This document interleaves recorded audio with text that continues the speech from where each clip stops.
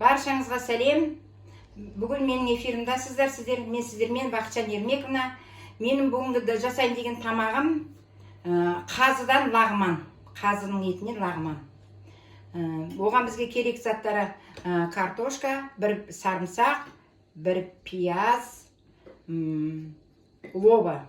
Сосын мына керектісі тағы да мына тұздалған капустадан, қысқа тұздалған капустадан бір кеседей капуста, ол лағманның дәмін келтіреді. Сол үшін бір капуста, одан кейін мынау пияздың жапырағы, бұрыш, 50 грамм, шайный ложкамен. Одан кейін кішкентай қасықпен бір қасық қызыл бұрыш, тұз, ас қасықпен дәмін келтіргенше өздеріңіз қосасыздар. Соның бәрін дайындап қойдым. Енді мен қазыны жасау керек екен, қалай жасау керек екенін көрсетемін. Қазыны былай кесіп алам, осы бізге бір лағманға жетіп қалады. Қазының былайынан ашайым, кесем, мінекей. Қазымыз. Ет қой бұл да қаздай, міне. Көрдіңіздер, бір ет тұрмай қазының іші. Қабығын шамалап. Алмаса да болады қабығын. Сақ-сақып тураймыз лағманның етін.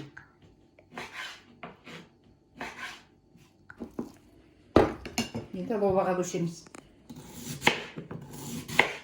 Әркім өзі біледі ғой, қалай турақсы өзін шақып тұрауға болады. Жіңішке қып.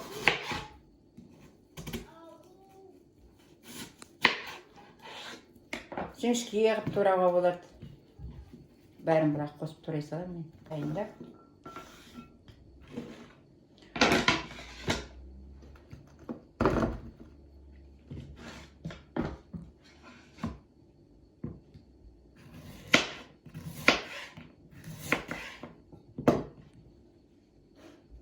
Мінекей морковты осылай турай береміз.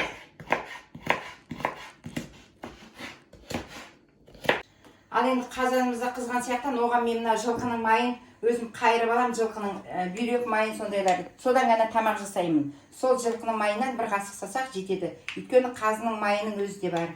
Анда қазанымыз қызып тұр, мынада бір қасық сасам жетеді. Өйткені қазының өзі бәрі май. Міне. Енді етіміз әбден қуырылды. Енді морковты саламыз бірінші. Морковтың сарымсақты бірге қуырамыз. Лобаны саламыз.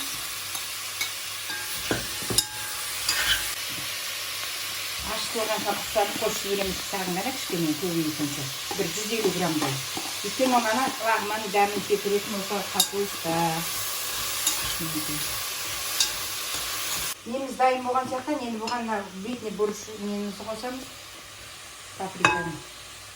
Содан кейін қара бұрыш қосамыз.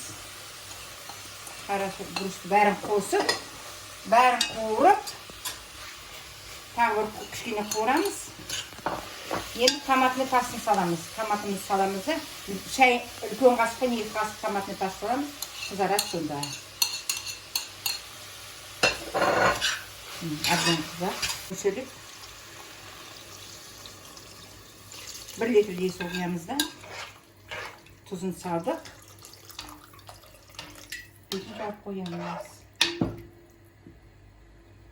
Нанын илеуге кірісеміз. Оған бізге жарты килограмм ұн. Шамамен мөлшермен аласыздар ғой, жарты килограмм ұн. Мына ұнымыз тұр. Кішкене қосам. Сосын мына тұзымыз, су 250 грамм суға бір ас қасық тұз саламыз. Бір ас қасық тұз.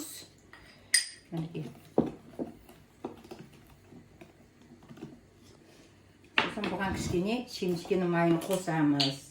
Кішкентай қасықпен 2 қасық керек мынаған. Бір қасық. 2 қасық. Лағман әйбет жақсы созылады сонда. Оған бір жұмыртқа қосып. Бір жұмыртқа жетеді созғанымызға. Илеуге кірісеміз. 2-3 рет қайта басу керек бұны. Әйтпесе лағман созылмайды.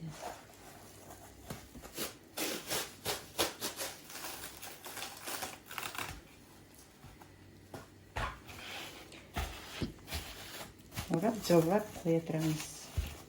Тағы да созған көрсетейін. Тұрсын 10 минуттей. Енді пәрлемізді дайын болған соң, ең 10-15 минут қалғанда картошкасын саламыз. Картошка еткен тез пісіп кетеді. Картошка тез пісіп кететін болғандықтан артына таман саламыз. Ең дәмдеу үшін ең артынан саламыз.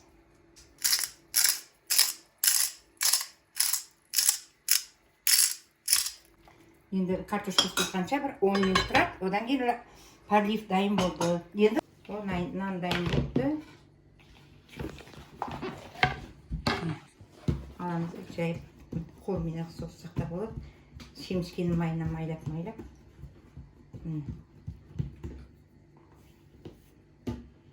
Нан жұмсақ болды. Шемішке майыменен табағымызды майлап.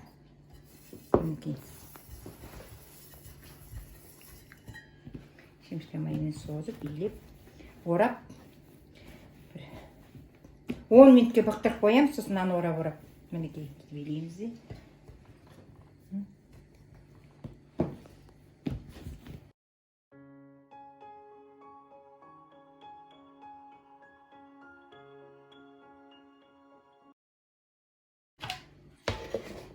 Бір 10 минутқа бақтырып қоямыз. Аманыз дайын болған сияқты, енді соза бастайық.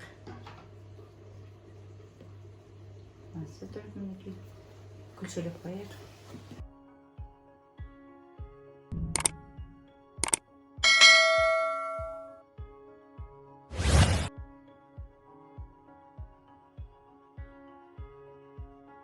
Лағманымыз созып, қазір суы да ысып қалды, қазір сап қойып.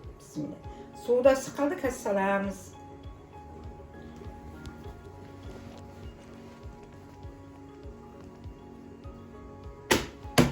Мінекей. Лағманымыздың пәрлеві дайын болып қалды. Енді лағманымызды салып пісірамыз. Су қайнап тұр. Лағманды салып пісірамыз. Мінекей, суы дайын. Басын өшіріп қоямыз.